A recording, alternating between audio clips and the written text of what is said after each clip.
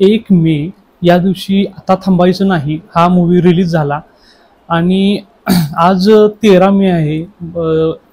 13 दिवस झाले तर रिलीज होऊन मूवीला, तरीही या मूवीबद्दल मी बोलतोय. याचं कारण असं की प्रमुख कारण आहे की बॉक्स ऑफिस कलेक्शन. म्हणजे मी 1 मेला हा चित्रपट पाहिला.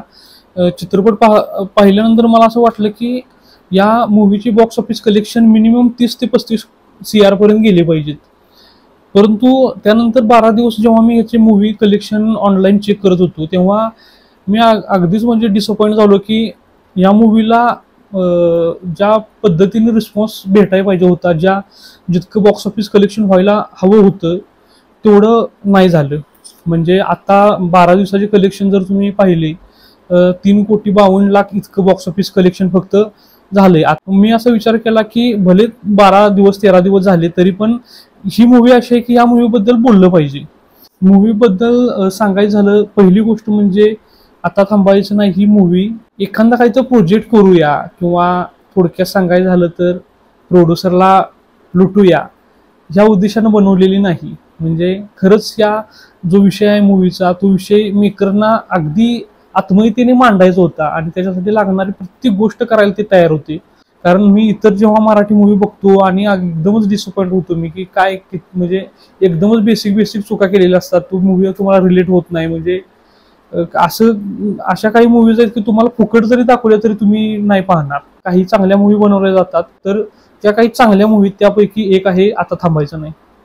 मूवीचे डिरेक्टर आहेत शिवराज वायचळ, ओंकार गोखले आणि अरविंद जगताप या तिघांनी मूवीचं रायटिंग केलंय.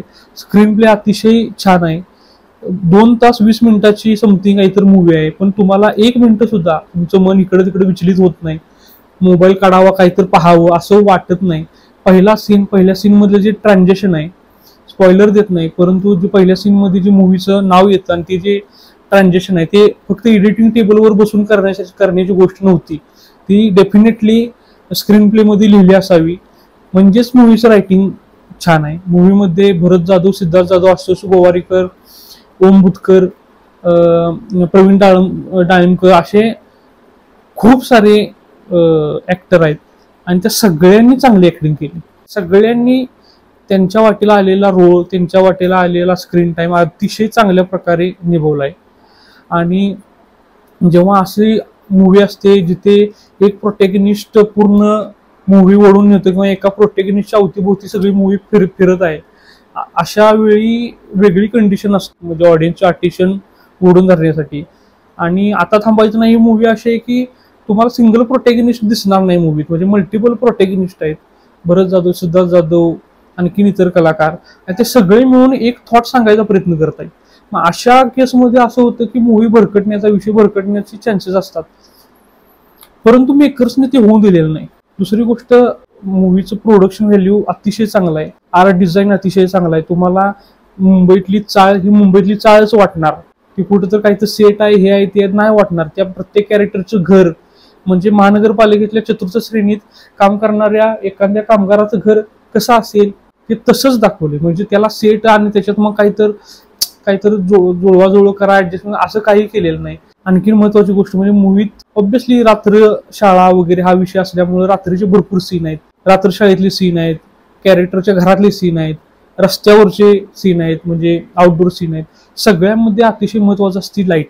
ती लाईट एकदम परफेक्ट आहे. लाईटचं काम एकदम परफेक्ट आहे. साऊंडचं काम एकदम परफेक्ट आहे. सगळ्यांचे कॉस्ट्युम आणि मेकअप, तुम्हाला भरत जाधव, सिद्धार्थ जाधव हे खरोखर कामगार वाटणार. तुम्हाला काय तर जबरदस्तीने तुम्हाला मान्य करायला लागतंय असं काही नाही. म्युझिक मस्त आहे. मूवीचं म्युझिक अतिशय सुंदर आहे. सगळे गाणी छान आहेत. बॅकग्राऊंड म्युझिक अतिशय चांगलं आहे आणि योग्य ठिकाणी वापरले. म्हणजे असं नाही की सगळीकडेच ते बॅकग्राऊंड म्युझिक लावले, प्रत्येक सीनला बॅकग्राऊंड म्युझिक आहे वगैरे असं काही नाही. एकंदरीत सांगायचं झालं तर तुम्ही तुमच्या फॅमिली सोबत जर चित्रपट पाहायला गेला, आज 13 मे आहे, अजून किती दिवस थिएटरमध्ये हा मूवी मला माहित नाही, परंतु जरी तुम्ही गेला तरी तुम्ही निराश होऊन मागे येणार नाही. तुम्हाला तो वेळ कारणी लागला, काहीतरी तुम्हाला शिकाय भेटलं ही सेकंडरी गोष्ट आहे, पण तुम्ही एंटरटेन झाला. आणि दुसरी गोष्ट, ऑब्व्हियसली मूवीतनं चांगला संदेश दिलाय, त्यामुळे चांगली गोष्ट तुम्हाला पाहायला भेटेल. त्यामुळे मला असं वाटतं की 12 दिवस जरी झाले असले तरी या मूवीबद्दल सांगावं, कारण सुदैवानं अजून मूवी थिएटरमध्ये आहे. आणि त्याचबरोबर मी आजपासून किंवा या व्हिडिओपासून मी आपल्या ह्या चॅनेलवर नवीन सेगमेंट सुरू करतोय. त्याचं नाव आहे सिने दर्शन विथ सुदर्शन.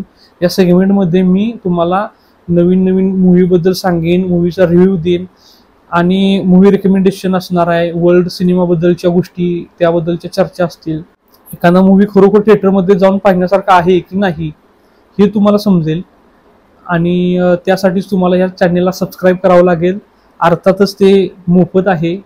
जर व्हिडिओ तुम्हाला आवडला असेल तर लाईक आणि शेअर करा, कमेंट करा.